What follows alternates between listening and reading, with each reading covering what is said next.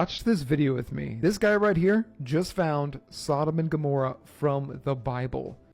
All right, let's see it.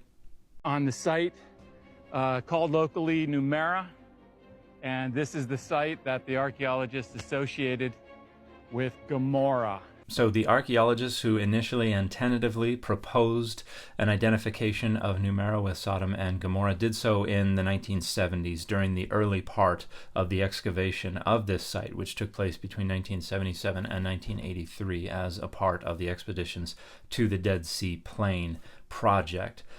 Those excavations were directed by Walter Rast and R. Thomas Schaub, and they have since distanced themselves from those claims. Initially, they thought that Numera and Bab Edra had been destroyed around the same time period, but by the end of those excavations, they had realized that one was destroyed about 2.5 centuries before the other, and both were destroyed before Abraham is even thought to have been born, according to the traditional timeline provided in the Hebrew Bible. So they could have nothing to do with the story described in Genesis 19. And if you want all the details on this site, you can check out the final excavation report, which was just published by the directors of these excavations in 2020. Question is what evidence is there of this burning sulfur that rained down? Well, it seems that the culprit are these sulfur balls that are also found in this area.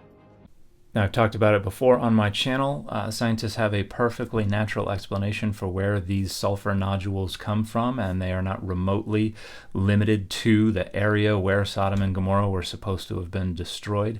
And there are absolutely no data that support interpreting them as having fallen from the skies as part of any such destruction. And this is the time when Abraham and his nephew Lot lived. This is the time when the Bible says that the Lord destroyed the cities of the plain. No, the destruction of these cities has nothing to do with any putative historical Abraham, who is estimated to have lived somewhere between 2100 BCE and 1800 BCE. These cities were destroyed between 2600 BCE and around 2300 BCE. So if we stretch out these windows as far as the data will allow us to, at most, the final one of these cities was destroyed right around the time Abraham would have been born, if Abraham ever existed. So chronologically, the stories just don't line up. This one locally is known as Bab Edra, the site that is associated with Sodom in the Bible. So Bab Edra was excavated between 1975 and 1981. The final excavation report was published in 2003 in 2 parts. The authors do not mention the name Sodom or the name Gomorrah a single time throughout the more than 1,000 pages that constitute this final excavation report. Off in the distance here, you can see Bab Edra identified as Sodom, and then right here to the southwest is this massive cemetery that you can see with all these pits that mark its boundaries. They found a burn destruction across the cemetery that happened at the same time that the city was destroyed. There's no reason why an army would attack a bunch of graves and burn a cemetery. So I'm going to point to 2 problems with this claim. The video that showed that creator waving their arm over a cemetery filled with holes in the ground, those are tumuli, those are shaft tombs where you dig a hole in the ground and put the body in the hole and then fill it back in. Then they showed a black and white photo of what's called a charnel house. You saw 3 walls to this architectural construction, and you could kind of tell that there were human remains inside that charnel house. That charnel house had a burn layer. Those tumuli did not. The claim that there was a burn layer over the entire cemetery is flatly false. There was a charnel house, which is an architectural construction that had a burn layer. And I'm showing you a page from this excavation report because it talks about that burn layer. A little more than halfway down that middle paragraph, right under the burning of EB1B villages, it says, the upper layers of EB1B charnel house G1, so that's what's shown in that black and white image, are also interesting to consider in this regard. Since these layers were filled with burned material, that this burning was due to cremation or even a different funerary practice seems questionable given the fact that no other EB1B tombs had such evidence. No other EB1B tombs had such evidence. There were no burn layers on any of the other EB1B tombs. So the notion that there was a burn layer over the entire cemetery, that is flatly false. Thus, it seems plausible that this tomb may have suffered from the same disturbance as that experienced by the Stratum 4 village. The burn layer is associated with the destruction of the Stratum 4 village. The burn layer in the charnel house is associated with that destruction. There's a much bigger problem, however, than the deception regarding that burn layer. That burn layer is associated with the EB1B village, early Bronze 1B. That dates to the second half of the 4th millennium BCE. That dates at the very latest to around 3000 BCE. So the destruction of that city that creator was waving their arm over happened about 1,000 years earlier than any historical Abraham would have lived, and any historical Sodom and Gomorrah would have been destroyed. So this was one of the major reasons that they interpreted the destruction here as being caused by a natural disaster. So this is flatly false. The conflagration is associated with Stratum 4, dates to around 3000 BCE, far too early.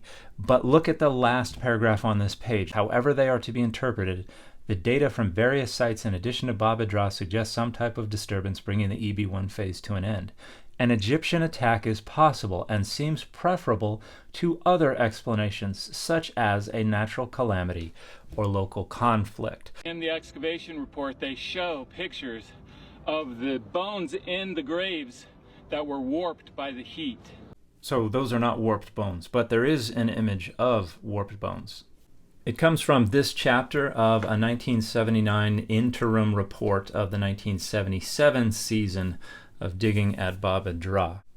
So this comes from a detail of page 129 from that interim excavation report, and the image is on the right, and figure 11 is a heat-deformed left humerus from charnel house G1 compared with a modern normal humerus. Charnel house G1 comes from stratum 4, comes from EB1B. In other words, this humerus was deformed by heat associated with a conflagration that was only located within this one charnel house, associated with a destruction layer that dates to about 3000 BCE. This has absolutely nothing to do with any possible historical Abraham or historical Sodom and Gomorrah. The excavators here, the main excavator here is Walter Rast, who excavated also at Bab edh-Dhra.